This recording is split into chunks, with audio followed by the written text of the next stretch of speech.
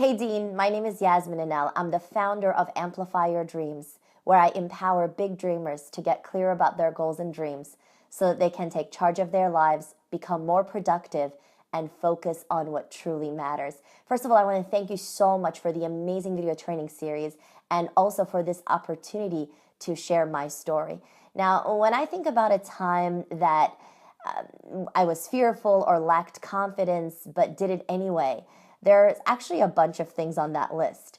But the one that stands out from the rest and the one that was really powerful and really made a huge difference in my life was when I was a teenager. You see, I came to the US when I was about 16, 17 years old, and all the way from Istanbul, Turkey, left my parents behind and came to study, to pursue my degree here.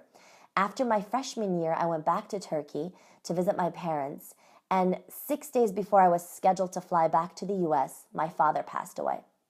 Now, of course, for anyone who's lost a parent, you know that the grief period is definitely very difficult.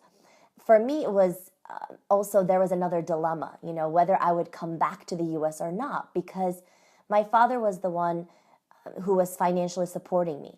So now that he was gone, it was going to be very difficult for me to put myself through college. And that's what everyone said. My mom was like, there's no way you're going to make it. My sisters told me the same thing, all my relatives. And they were trying to convince me to stay in Istanbul, where I could go to school for free and I wouldn't have to worry about my expenses, my living expenses. But of course, I chose the hard way because I had this dream. I wanted to go to school here. I loved it here. I was doing really well. And I wanted to be able to come back and have this opportunity and finish what I started. So I came back, 6 days after I lost my dad.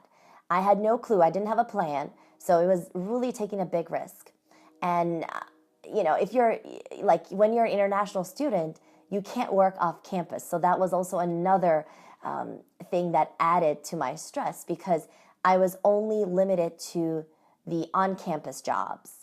So I had to put myself through college. I worked 3 jobs. I was working in the language lab. I was working in the school library. I was driving this huge, van, driving students from the library or the lab and actually taking them to their homes as well. That was something that I did from like 8 p.m. until 12 a.m.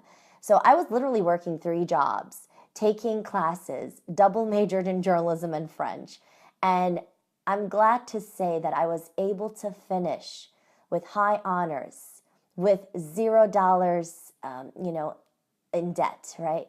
And I was able to get my degree. And I really, when I look back, I think that was one of the biggest accomplishments for me because I pretty much, I had no clue how I was going to do it, but it was literally sink or swim. And I decided that I was going to swim and not let this circumstance define my future. And I think those years really made me the person that I am today.